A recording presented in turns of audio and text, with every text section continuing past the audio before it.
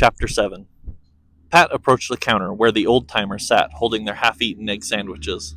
As they saw her approaching, the old-timers turned around, excited that another victim to their endless wit had just arrived.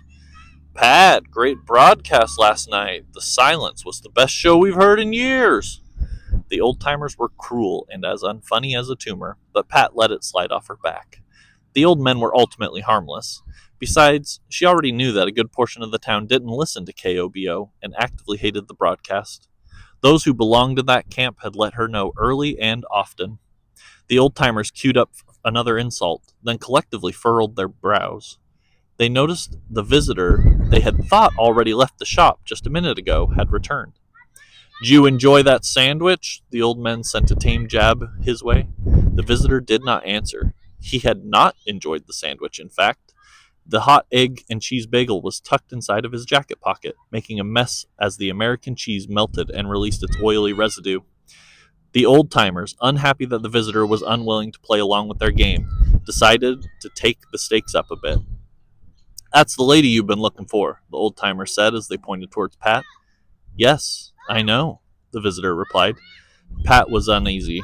She had just come in to pick up a cup of coffee to go and thank Harvey for working the grill at last night's barbecue. She expected to be berated by the old-timers when she picked up that order. That was par for the course in St. Farr. But she hadn't anticipated that a strange man would be looking for her. Pat turned to face the visitor, giving him a quick up-and-down glance. She noticed the visitor was wearing black from head to toe, but none of the blacks seemed to match in color, fabric, or formality. A wool pea coat, tuxedo shoes, a black cowboy hat? I mean, sure, cowboy hats at formal occasions was a stereotype in Texas for a reason, but why would an out-of-towner be dressed like that this early in the morning just to come to the town square? Was there a wedding she hadn't known about?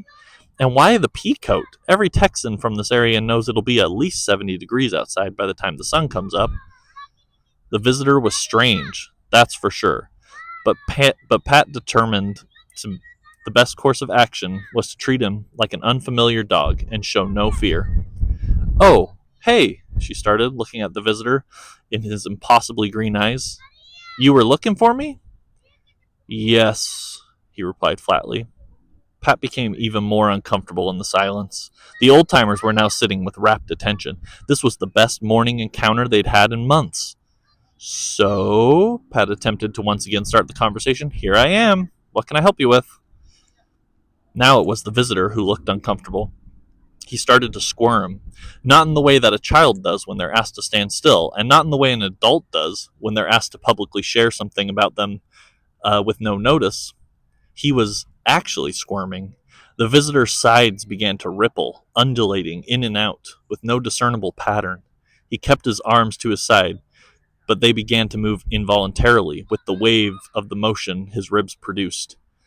He spoke in the same monotone voice as before, but the increased speed seemed to put a bit more urgency in his words. "I would prefer to talk outside." A disgusted look subconsciously overflowed Pat's face.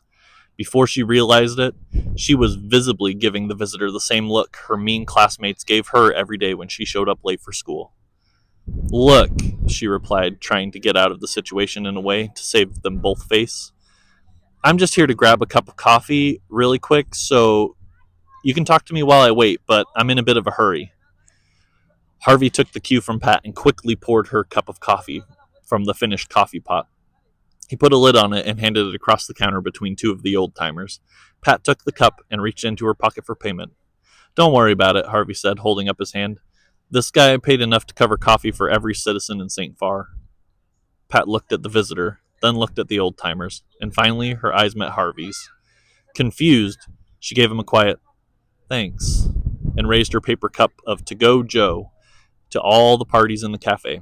She walked towards the door of the cafe at a steady clip, but she could hear the clomp-clomp of cheap tuxedo shoes matching her speed. The visitor sped up and swooped around Pat, opening the door. "Please," he said, "can I talk to you outside?" "Why? About what?" Pat did not want to leave the safety of Harvey's with this creep following her. "I can't say in here. Too many people." "Yeah, dude, that's the entire reason I want to do it in here," Pat said, letting her internal monologue slip past her lips. Why don't you both sit at a table and have a nice conversation? The old timers were now half yelling from the counter to the door. We'll give you enough privacy for your first date, promise. Gross. The old timers loved to make bad situations worse as long as they weren't directly in the line of fire. They had all finished their egg sandwiches, and now they needed something else to entertain them until lunchtime. Please, the visitor repeated, staring into Pat's eyes. It's about the radio station. The visitor was creepy and weird, and he moved like he was less of a person and more like 1,000 snakes in slacks and a peacoat. But he didn't seem too dangerous. Also, what could he possibly want to say about the radio station? Was he a regular listener? Was he the donor? She had to find out. She relented on her position of where they would be allowed to talk, but only gave a slight amount of ground.